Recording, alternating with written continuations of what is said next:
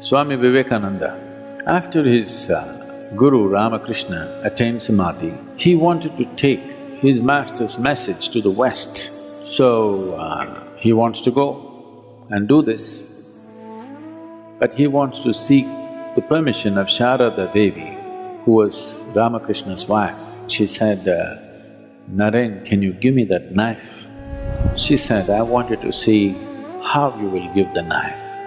You may go and spread the master's message.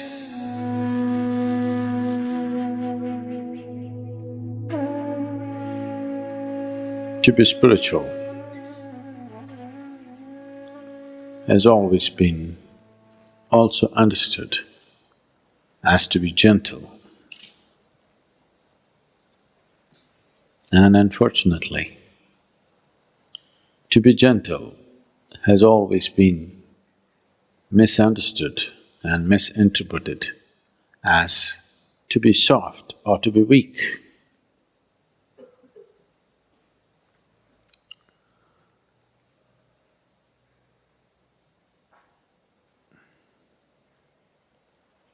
The weak are gentle, not by choice, because they're incapable of making a strong imprint, they're gentle. Gentleness is of value only when it's by choice. You're capable of being violent, but you choose to be gentle. That's of great value. You're incapable of violence. Now you're gentle.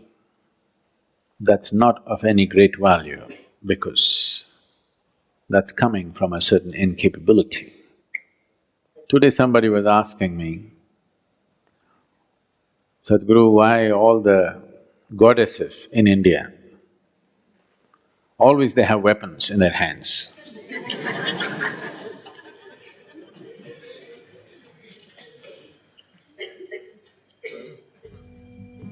Why our Bhairavi, though she has eyes, she doesn't have any weapons in her hands. 10 hands and no weapons. Because she's done with violence. You see the buffalo, Mahishasa, already conquered. So what needs to be treated brutally has been done. The beast has been killed. Now there is no need for weapons, so all hands free. So to bring yourself to this state, intense, not in a violent manner, intense, she is intense in victory, she is intense in energy, she is intense in her ecstasy. Her intensity is not violence, not that she's not capable of, it's just that she's done with it. In the evolution of one's action, if you look at the evolution of action, the initial part of the action will always be violent. As you become more expert with something, you will see the rough edges in your action goes away and it becomes smoother and smoother and there will be no violence in action. Even a swordsman who is an expert, only somebody who is new goes, ah, like this. An expert will just flick it and it's done. There's no violence in the action. So in the evolution of action, she's past that. Still intense, but in victory, energy and ecstasy, not in a violent manner. There are many symbolisms like that here, if you feel your eyes and see, where it is intense but not violent. Is something wrong with violence? It's not a question of right and wrong, it's just crude way of conducting life. If you say violence is bad, that means you will end up rejecting a part of yourself and you can never get rid of it because it'll not go. It'll come out in so many ways.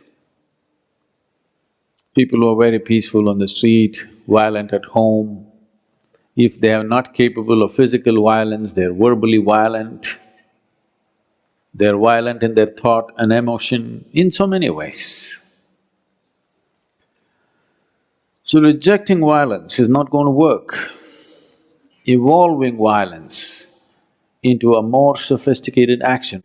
The need is not for violence, the need is for intensity. The need for that intensity is always there in every human being.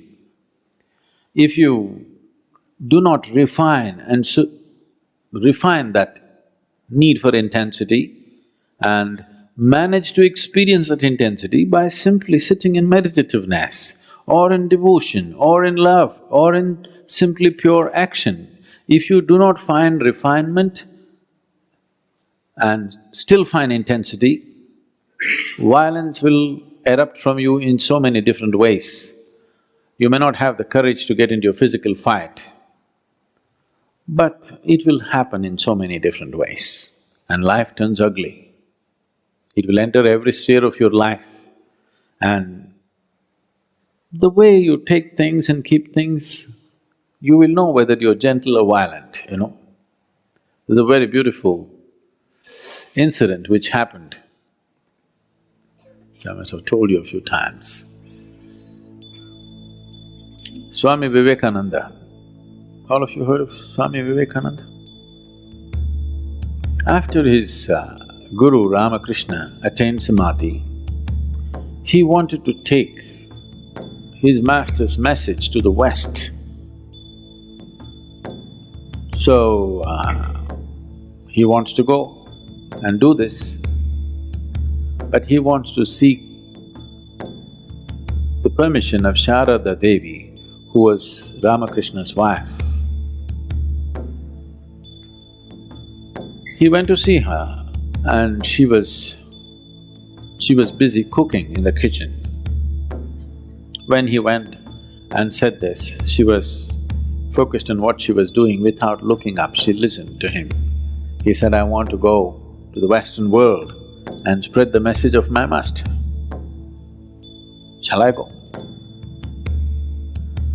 So without looking up from the chores that she was doing, she said, Naren, can you give me that knife? So he picked up the knife and gave it. He's a certain kind of person, so he gave it in a certain way. Not like that, he gave it in a certain way. She took the knife and kept it aside and she said, you may go. Then he noticed this and he said, why did you ask for the knife? You have no vegetables to cut, everything is already on the pot, already in the pot, on the boil.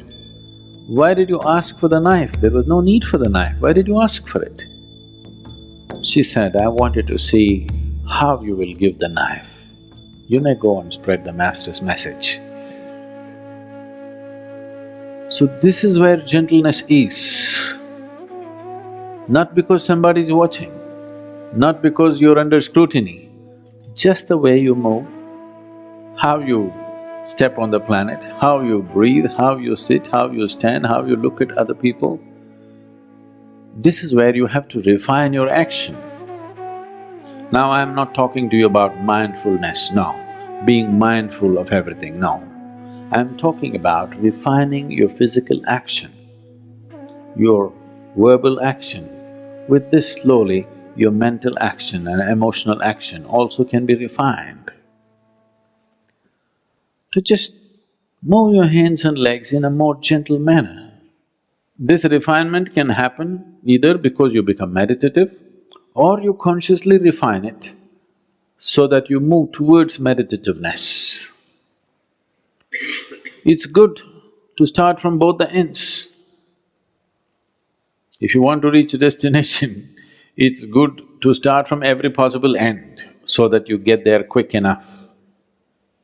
If you want to burn a candle quick, you burn it from both ends, isn't it? You burn it from only one end, it may take a lifetime. You want to enjoy at least half a lifetime of meditativeness, you must burn it from both ends. So you may be practicing meditation, but also consciously refining your physical action. The way you move your hands, the way you move your body, the way you move your breath, your words. This is not about becoming pretentious, this is about becoming conscious.